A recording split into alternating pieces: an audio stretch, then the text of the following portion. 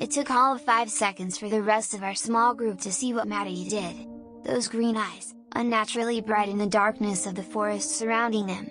Lauren let out a shriek, and Andrew just about jumped out of his skin despite not actually making a scream. I swear Kenny actually smiled, as if he was happy to finally have something to talk about. His smile doesn't last. I know he wants to see something metaphysical more than any of the rest of us, but even for him, this felt like more than we bargained for. One by one, what felt like thousands of men stepped out of the shrubbery on either side of the road, each holding some sort of weapon. My heart dropped. Maddie is clinging onto me, her face shoved into my chest, sobbing. Andrew looks distant, like his brain wouldn't allow him to process the situation. Lauren was also crying silent tears, and Kenny had an awful grimace that came from trying to look like he wasn't scared to preserve his social status, and actually shitting his pants. The figures were silent as they approached. They were humanoid in shape, but something about them was distinctly wrong.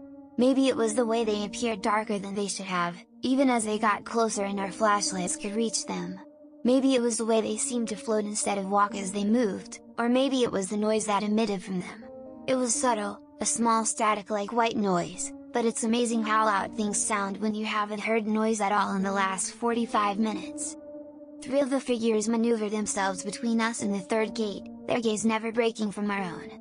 One stepped forward, his hands wrapped around what appeared to be a shotgun, the other 2 clutching giant clubs made of wood and scrap metal. "You will turn around. Now!"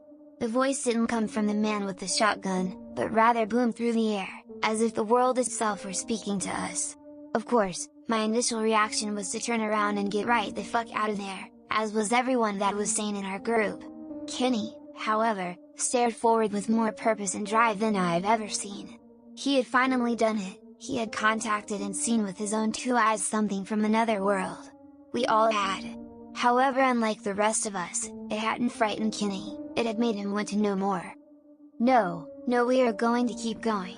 This is public land, you can't stop us. I don't believe that you will pull that trigger." Kenny spoke back to the creatures with a calm precision. He really meant what he was saying, and I couldn't understand how. I fought every urge in my body to turn around and bolt, and I walked forward to put my hand on Kenny's shoulder. "We need to go, man. I don't think these guys are fucking around. We need to go." I put emphasis at the end of the sentence, hoping that my good friend was just in some kind of shock-induced state of overconfidence. I turned him around to look at the rest of us, instead of them. "Look at Maddie, and Lauren." I pointed at the 2 girls, the former's head in her hands trying to avoid her surroundings, and the latter sitting down next to Maddie, trying to put on a tough face and hardly succeeding. "What, do you want to chicken out, just like Anders? This is all just meant to scare us, okay, Daniel? Nothing is going to happen." A crack once again pierced the night, and I knew instantly that the shotgun had been fired. I didn't even have time to scream before Kenny was gone. I don't mean gone, as in dead, I mean gone. Ceased to be around. There was no trace of him. One moment he was talking to me, and the next my hand was no longer on the shoulder of my childhood best friend, but rather floating through the air back to my side. The figures were gone too. "Kenny? Kenny!" I shouted into the nothingness. The sound was gone again, along with the creatures, so my voice felt like it would travel miles, but nothing came back. I turned back to everyone else, and they looked as petrified as I was. "Where's Daniel? He was just right there. You had your damn hand on his shoulder. Daniel, where is he?" Andrew was now in front of me, jabbing his finger into my chest as if somehow I was the one that caused this. I started. "That is bullshit." Andrew shoved me hard enough that I stumbled backwards and almost fell over. "People don't just disappear." His rage quickly dissipated into worry as he walked over to where Kenny was just a few moments before and dropped to his knees. "We have to leave now, tell the police what happened." "I don't know. We can't just abandon him out here, Andrew, we have to keep going." It was Lauren that spoke this, the steely look on her face much different than the one she was wearing only a minute ago. She was right. If we left right now, Kenny might as well be dead. He still might be dead, but if we keep going, maybe we can find those creatures again and try to strike a deal. There was nothing I wanted more than to leave this forest and never come back, but at this point, we didn't have a choice. Maddie looked up for the first time since the dark men arrived, her entire face red, and tears staining her cheeks. When she spoke, Her voice cracked and she sniffed to try to stop her nose from running to no avail. "I don't want to, I just want to go home." She was defeated, and I didn't blame her. However, unless she wanted to walk back through the woods alone, she was going to have to get through it. Kenny needed us. "I'm sorry, Maddie, I know you're scared. We all are. But we have to do this right now, we have to. We have to." I repeated it twice, once for Maddie, and once for myself. She looked back at me like a little kid being told she was going to be spanked, but she nodded her head, and let out another burst of tears before eventually standing on her own. Without giving myself any more time to think about it, I walked up to the third gate, put my hand on it, and walked around to the other side. The others followed me, if hesitantly. The road that we had been walking on disappeared directly on the other side of the third gate, strangely enough, so we were back to walking through wooded terrain and keeping our eyes out to whatever may lurk in the trees. I had taken point in Kenny's absence, Maddie staying constantly at my side, followed by Andrew and Lauren. We walked in a tight square forward. It was odd, but for some reason I just knew where to go. It was as if I was being guided, but by a force that was unseen or unfelt. I found myself making turns around certain trees, and crossing over a small stream at one point that would have been much easier to just walk alongside. The tapping that I had been feeling on my shoulder previously was also getting stronger, and harder to ignore. It was persistent now, and the taps were becoming harder and more painful. I could tell that the others were feeling something similar. Even though nothing was being said between them, all three of my companions would occasionally grimace, and hold a section of their body, or spin their head to look in the direction that had no calling to it. To their credit, especially poor Maddie, no one said a word. We ventured in silence for about 15 more minutes before we heard a scream. It was off in the distance, maybe 50 yards away I would guess. But with the lack of other sound, it was really hard to tell. Andrew and Lauren started running towards the sound call for help, and I was soon to follow. They were slightly ahead of us, and when we passed into a clearing the two in front of us stopped on a dime, nearly causing Maddie and I to run straight into their backs. Andrew's hand clapped over his mouth and Lauren turned away to vomit. I looked past them, and saw my own mother being stabbed repeatedly by what I can only describe as a monster. It was pitch black like a shadow, with curled blades for hands and lanky canine-looking legs, bent in directions that didn't make any sense. "Mom!" I screamed, mine almost as blood-curdling as hers.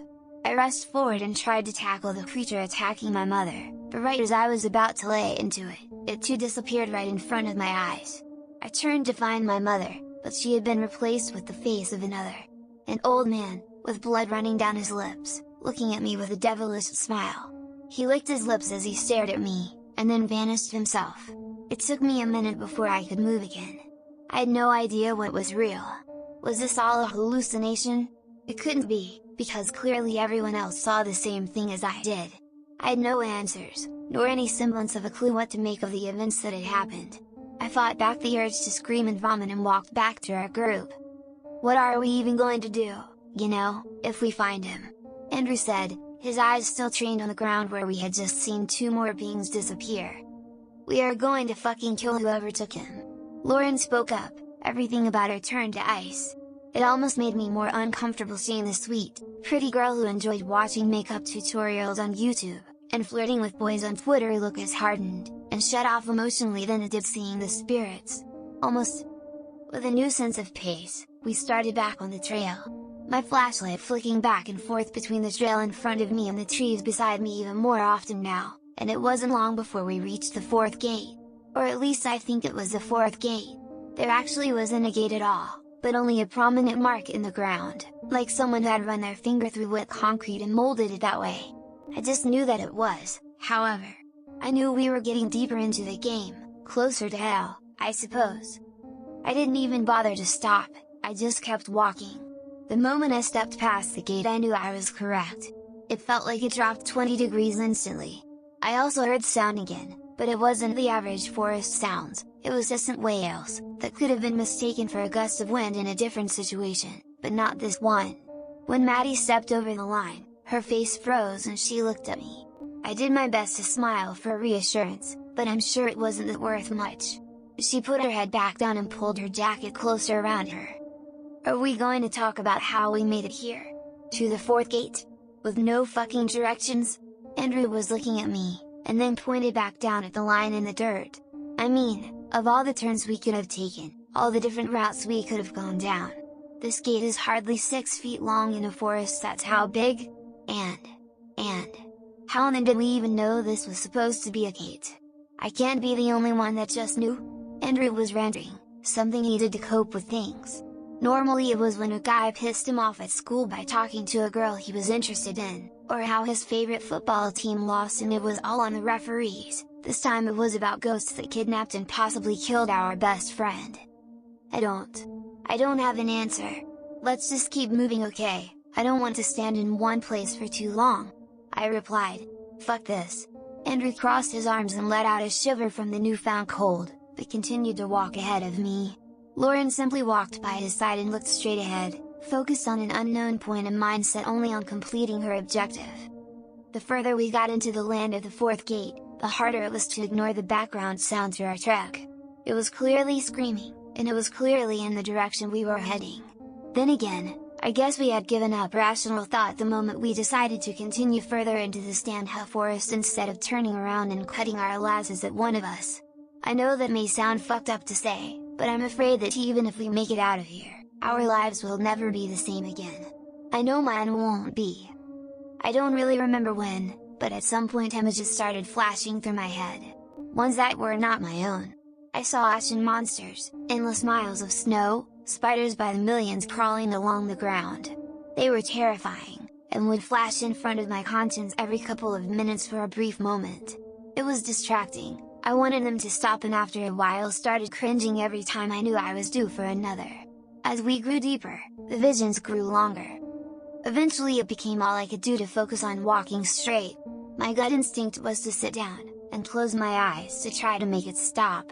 I knew that wouldn't help, but I had the strongest urge to do it anyway. I persisted. I kept moving. I trained my eyes on the back of Andrew's head, and grounded myself there. It was in the middle of one of these visions, one where I was flying but my wings were on fire, and I knew that soon I would fall to my death, that I heard Maddie scream again. I snapped back to reality and looked to my right, where she had been stationed all evening. She was gone, but not in the way that Kenny had been gone. This time there was a trail of blood. I don't think that makes it better. Please, help. I followed the voice up a tree and saw Maddie pinned to the trunk, a thick branch penetrating through her stomach. I crossed the distance between us in moments and looked up. She was out of my reach, and her eyes were closing quickly. Maddie, please, stay with us. We can help. I yelled up to her, desperately racking my brain for any solution. I whipped around to find Lauren climbing a dogwood next to the one Maddie was impaled on. Andrew and I looked on helplessly. I got you, Maddie, I got you. Lauren's voice was reassuring as she worked her way a good 15 feet off the ground to a crossing point between the two trees. I had forgotten how much of a climber Lauren had been in elementary school. It felt like ages ago, but it sure as hell was useful now. Lauren reached over and made the jump. Maddie followed her lazily, a drunken haze settling over her whole body. Lauren began to slowly climb down to the level our friend was at, and cradled her head. She then looked back down at us and shook her head. There was nothing we could do. You have to try, Lauren. Please get her down. I begged. I couldn't handle another loss. Lauren grimaced, and did the only thing that could possibly save her. She broke the branch as close to Maddie's body as she could, and she pulled her off. I'm not sure actually, if she managed to pull her the whole way off the tree branch. It wasn't long after Lauren touched her that Maddie disappeared into thin air. If you like this story, smash the like button, and subscribe to the channel. Also, if you want to be notified on the latest videos, hit that notification bell.